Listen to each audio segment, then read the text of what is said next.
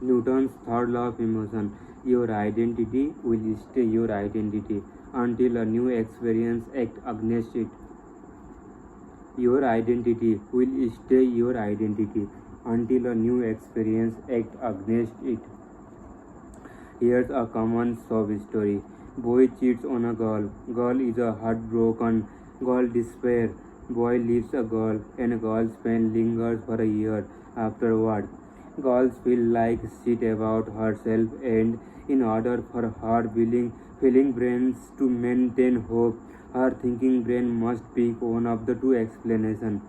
She can believe either that A. All boys are shit, or B. She is a shit. Well, shit, neither of those is a good option, but she decided to go with option A. All the boys are shit, because after all, she still has to live with herself. This choice is not made consciously, mind you. It just kind of happens.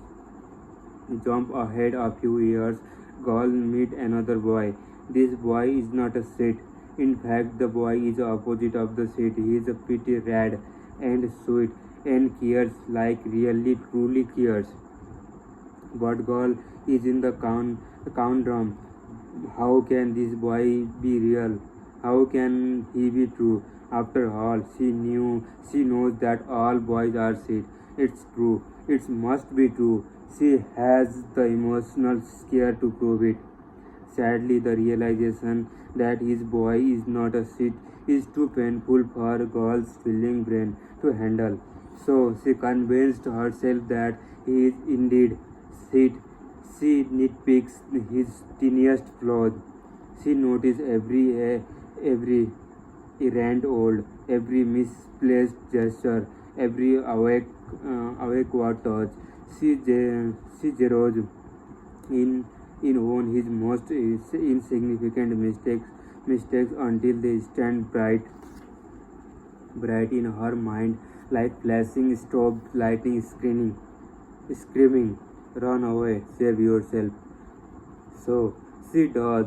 She runs, and she runs in the most horrible of the way. She leaves him for another boy. After all boys are the set. So what's trading one piece of shit for another?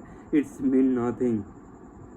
Boys is heartbroken, boys disappear. The pain lingers for a year and move into a shame.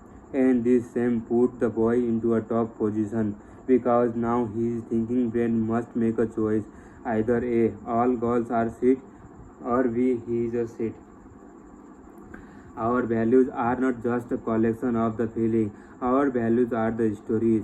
When our feeling brain feels something, our thinking brain sets to a constructive or narrative to explain that something. Losing your job does not just suck. You have constructed an entire narrative around it. You asshole, your asshole, your asshole boss wronged you after a year of loyalty. You gave yourself to that company. You gave yourself to that company, and what did you get in return? Our narratives are sticky, clinging to our mind and hanging on to our identity like tight, wet clothes. We carry them around with us and define ourselves by them. We trade narrative with other, looking for a people whose narrative matches our own. We call these people friends, aliens, allies, good people, and those who carry the narratives that contradict our own. We call them evil. Our narrative about ourselves and the world are fundamentally about A. Something or someone value, and B. Whatever that something or someone deserve that value. All the narratives are constructed in the way. Bad things happen to a person thing, and he does not deserve it. Good things happen to a person. Good thing happens to a person thing, and he does not deserve it. Good things either happens to a person thing, and she it deserve it. Sorry. Good things happens to a person or things, and he see it deserve it. Good things happen to a person thing and he see deserve it. He see it. Uh, Bad thing happen to a person or thing and he see it deserve it. Every every book, myth, fable, history, all human meanings that are communicated and remembered is merely a daisy chaining of these little value laden narratives, one after the another from now until the eternity. These narratives we invent ourselves around what important and what's not, what is deserving and what's not. These stories stick with us, define us. They determine how we fit ourselves into the world and with each other. They determine how we feel about ourselves, whether we deserve a good life or not, whether we deserve to be loved or not, whether we deserve success or not. And this defines what we know and understand about ourselves. This network of value-based narratives is our identity. When you think of it, when you think to yourself, "I am a pretty badass boat captain," uh, hard her, hard her. That is a narrative you have constructed to define yourself and to know yourself. It's a component of your walking, talking self that you introduce to other and plaster all over your Facebook page, your captain boards, and you do it damn well, and therefore you deserve a good thing. But here a funny thing, when you adopt these little narratives as your identity, you protect them and react emotionally to them as though they were an inherent part of you. The same way that getting punched will cause a violent emotional reaction. Someone someone coming up and saying you are a city board captain will produce a similarly negative emotional reaction because we react to protect the metaphysical body just as we protect the physical. Our identities snowball through our lives, accumulating more and more values and meaning as they tumble along. You are close with your mom growing up, and that relationship brings you a hope. So you construct a story in your mind that comes to partly define you, just as your thick hair or your brown eyes or your creepy toenail define you.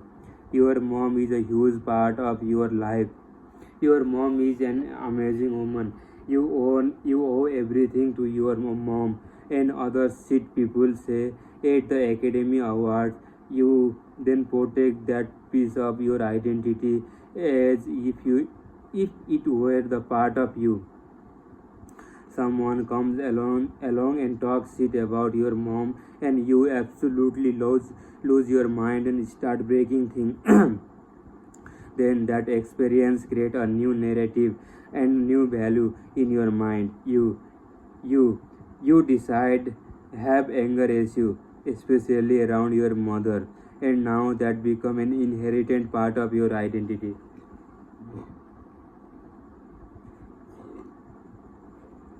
And on it goes. The longer we have held a value, the deeper inside the snowball it is, and more fundamental it is how we see ourselves and hope we see the world. Like interest on the bank loan, our values compound over the time, growing stronger and growing for future experiences. It's not just a bullying from when you were in a grade school that fucks you up. It's the bullying, bullying plus all the self-loathing and narcissism you brought to decades worth of future relationship, causing them all to fail. That adds up over the time. Psychologists don't know how much for a certain, but one thing they definitely do know is that childhood trauma fucks up fucks us up.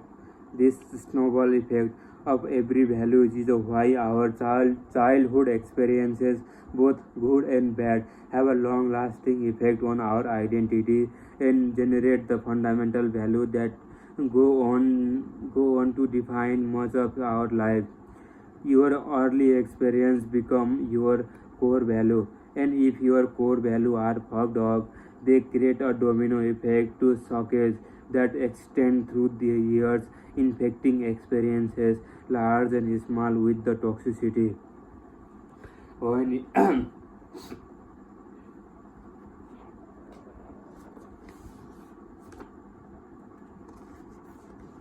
When you are young, we have a tiny and fragile identity.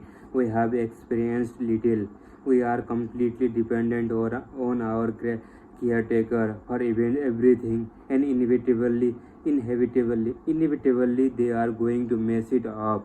Neglect or harm can cause extreme emotional reaction, resulting in a large moral gap that are never equalized.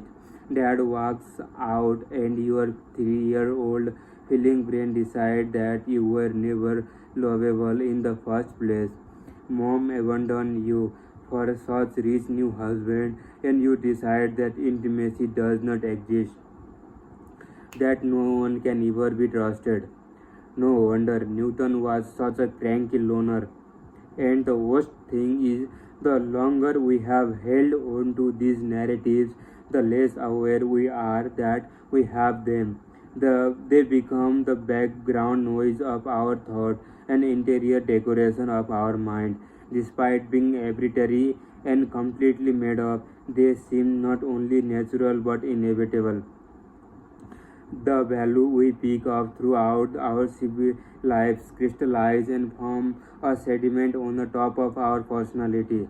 The only way to change our value is to have experience contrary to our values, and any at- attempt to break free from those values through the new or the contrary experiences will inevitably be met with a pain and discomfort. This is this is why there is no such thing as a change without a pain, no growth without a discomfort. That's why it is impossible to become someone new without first grieving the loss of who you used to be.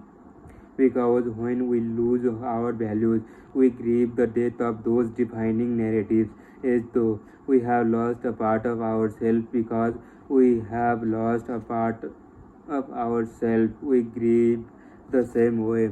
We would grieve the loss of the loved one, the loss of the job, a house, a community, a spiritual belief, or a friendship. They are all defining fundamental part of you, and when they are torn away from you, the hope they afford your life is also torn away, leaving you exposed once again to the uncomfortable truth. Thank you. Signing off.